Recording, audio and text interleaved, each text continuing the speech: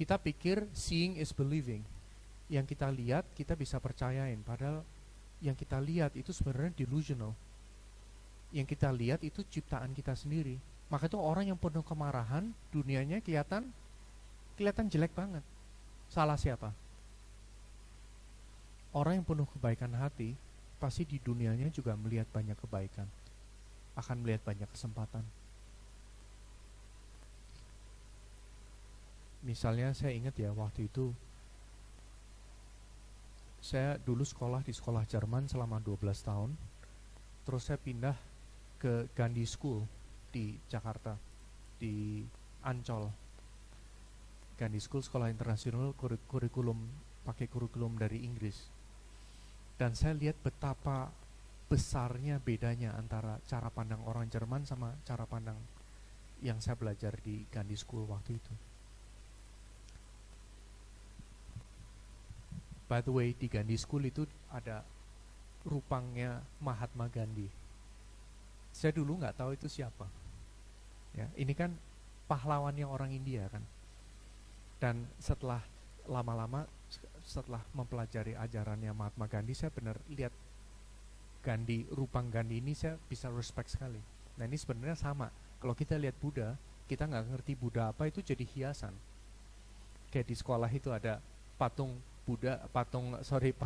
Gandhi. Saya malah waktu itu mau foto sama teman saya, mau pinjam topi, karena kan Gandhinya botak, saya pengen kasih topi, foto bareng gitu sama Mahatma Gandhi. Karena dulu saya nggak ngerti.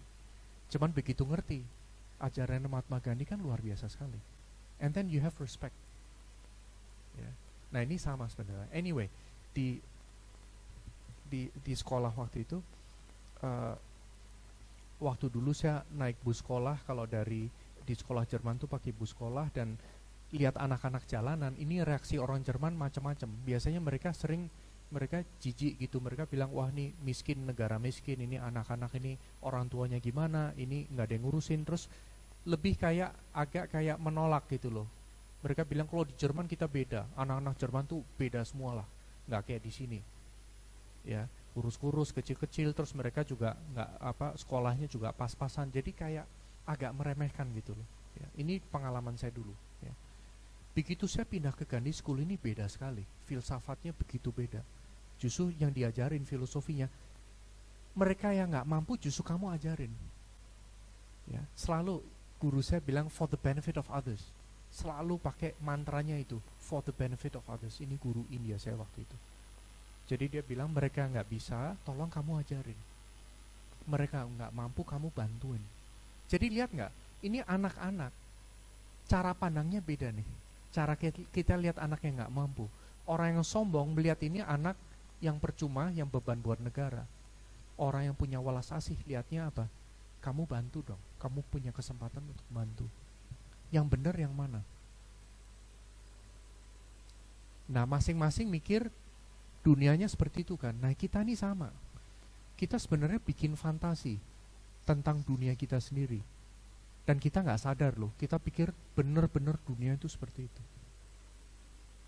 Padahal semuanya tergantung sikap pandang kita kan. Kalau sikap kita positif, sikap kita nih kebaikan, cara kita lihat dunia kita berubah total.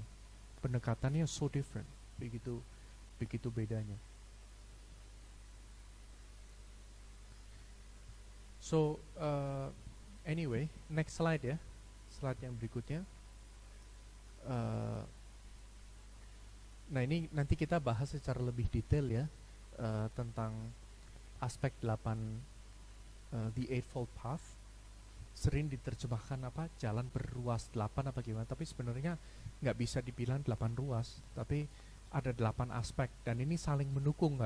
Kita nggak bisa bilang ini urutannya harus seperti sama Diti dulu dan seterusnya. It's not like that, cuman itu saling mendukung ya. Sorry, next slide. Sorry, kita nih sampai jam berapa waktunya ya? Sampai jam jam 11 lewat 10 cuman. Oke, ini kita mungkin lewatin ya. Ini tadi kita udah bahas, saya lewatin dulu. Next slide. Sorry, slide berikutnya. Nah, Oke, berhentinya duka, jalan menghantarkan pada berhentinya duka. Ini juga kita udah bahas tadi lah ya. Slide berikutnya, sorry. Nah, ini nanti kita bahas belakangan ya. Intinya gini loh. Salah satu cara pandang keliru utama, sebenarnya paling utama itu menganggap adanya aku, sosok aku ini. Ini yang sebenarnya bikin onar. Manifestasinya dari adanya sosok aku adalah kita banyaknya tuh mikirin diri sendiri, nggak mikirin orang lain. Timbulnya mementingkan diri sendiri, timbulnya karena kesalah pengertian berpikir adanya sosok aku yang hakiki ini. Nah, kalau kita lihat di dunia ini ya, orang bikin onar, nggak usah orang lain deh, kita ini bikin onar, kita bikin kesalahan, kita nih bikin dalam hidup ini menderita itu karena kita mentingin diri sendiri itu. Misalnya ada orang yang punya lahan 220.000 hektar gitu ya misalnya gitu ya. Itu karena apa? Padahal dia bilang loh ya, ini ya saya nggak usah kampanye politik, cuman itu 4 kali New York City ukurannya, 3 kali New York City ya, lahan segitu tuh 3 kali. Itu karena apa? Karena mentingin diri sendiri gitu. Atau kalau orang misalnya bunuh gitu, nggak jalanin sila, bunuh, mencuri, itu karena apa? Karena mikirin diri sendiri. Kalau enggak orang pendekatan dengan istri orang lain gitu, atau dengan suami orang lain, karena mikirin diri sendiri, nggak pikirin orang lain, bodoh amat orang lain. Maka itu ini biang kerok sebenarnya. Dengan berpikir saya mau bahagia, ini biang keroknya. Justru ya, kalau sekarang dibalik, kita justru mikirin orang lain, kita mikirin makhluk lain. Justru ini nih rahasia kebahagiaan tuh di sini sebenarnya. Kita nih pasti akan jauh lebih bahagia kalau kita nih lebih banyak mikirin orang lain daripada mikirin diri sendiri. Mulai dengan hal yang kecil-kecil. Ya. Justru kita bisa paling efektif, justru Borobudur ya. Ini mengajarkan kalau setelah tahap yang paling bawah, yang dari Tripurusa ini, Adama Purusa yang paling bawah, itu untuk orang-orang yang mikirin diri sendiri. Terus lalu sama Madhya Purusa, begitu level di atasnya sedikit, itu semuanya langsung urusan sepak terjang bodhisattva. Semuanya itu tentang bagaimana sih caranya kita nih menjalankan sepak terjang bodhisattva. Setidaknya kalau kita beraspirasi gimana sih caranya kita menjalankan itu. Jadi adanya identitas diri kita ini, nah ini perlu bisa dilihatnya itu lewat meditasi nantinya ya. Tapi kita bisa rasakan bahwa orang yang selalu hanya mikirin diri sendiri, ini gak akan bahagia. Dan justru nih biang kerok dari semua persoalan ini dari sini, mikirin diri sendiri. Coba rahasia dari keluarga, dari family yang benar-benar happy itu apa?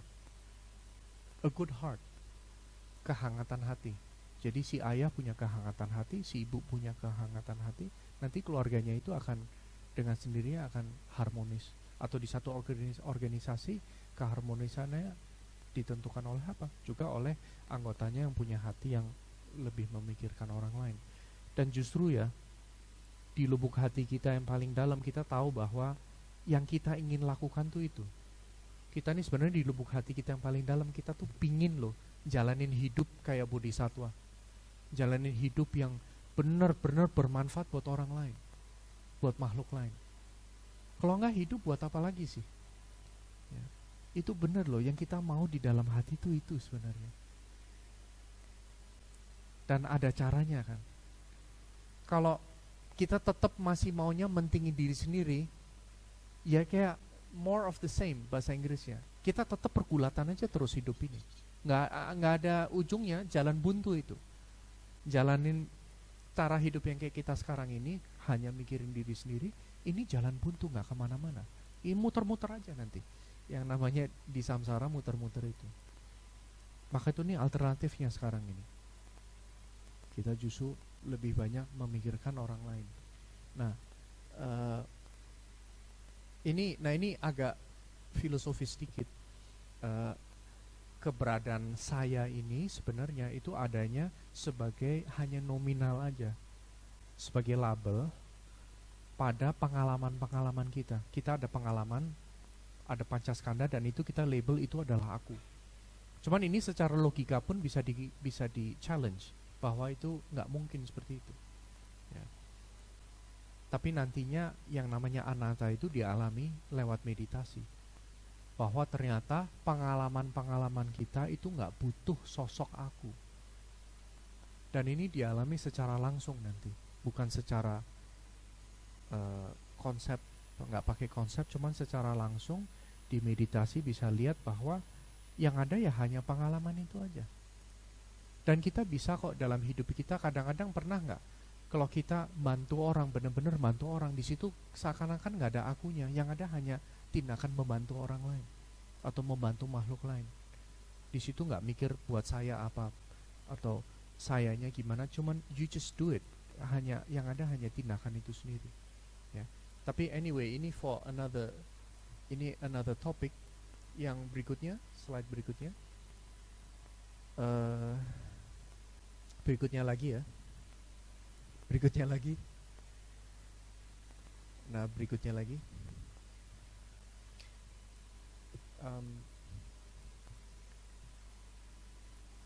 Nah, nanti saya janji ya kita bahas yang tadi topik hari ini tentang pranidhana, nanti kita bahas itu satu-satu.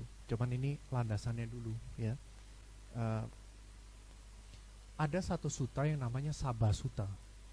Sabba Sutta itu artinya sutta tentang everything. The all, bahasa Inggrisnya the all, ini sutta tentang segalanya. Sebenarnya yang ada itu hanya ini di sini. Hanyalah mata dan wujud, telinga dan suara, hidung dan bauan, lidah dan cita rasa, tubuh dan sentuhan, daya pikir dan objek pikiran. Yang ada hanya itu aja sebenarnya. Sisanya cerita kita. Yang di bawah yang tadi ya, konsep-konsep dan pemikiran. Kalau misalnya kita dengar hanya suara loh. Sisanya ini menyenangkan, ini nggak menyenangkan, ini ganggu, ini apa? Semuanya tuh cerita kita loh sebenarnya. Yang ada just sound. Sama penglihatan, pendengaran, rasa soto, rasa apa? Yang ada hanya rasa. Sisanya enak nggak enak, asin terlalu asin, semuanya cerita kita aja. Nah ini sebenarnya bikin repot itu karena kita nih terlalu pandai, kita nih terlalu banyak berpikir, kita nih terlalu banyak bikin cerita, dan kita mendramatisir. Yang ada sebenarnya apa? Hanya sensasi-sensasi itu tadi. Sisanya yang kita bikin hanya cerita aja.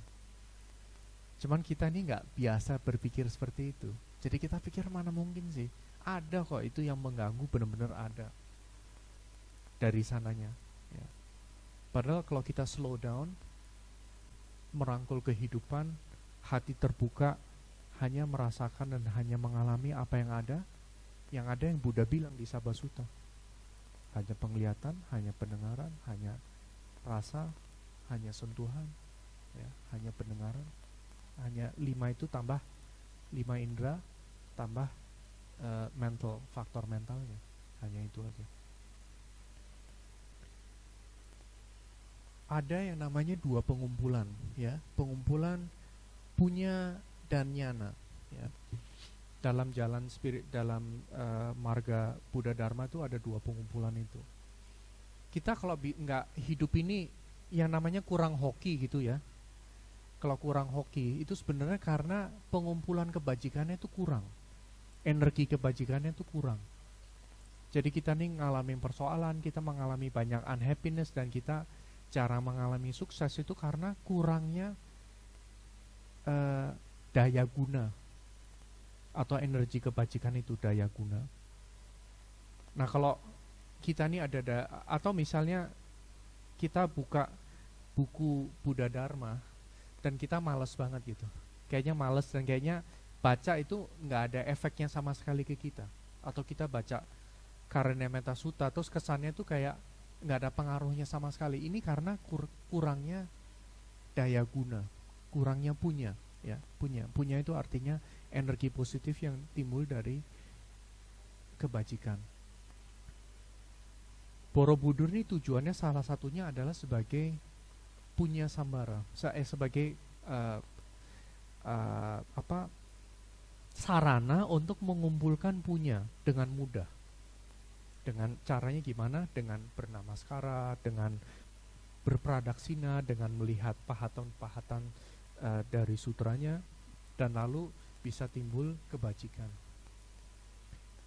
Nah, dalam hidup kita ya, kalau kita ini ada daya kebajikan, pasti kita ini hidup ini bisa yang namanya lebih happy.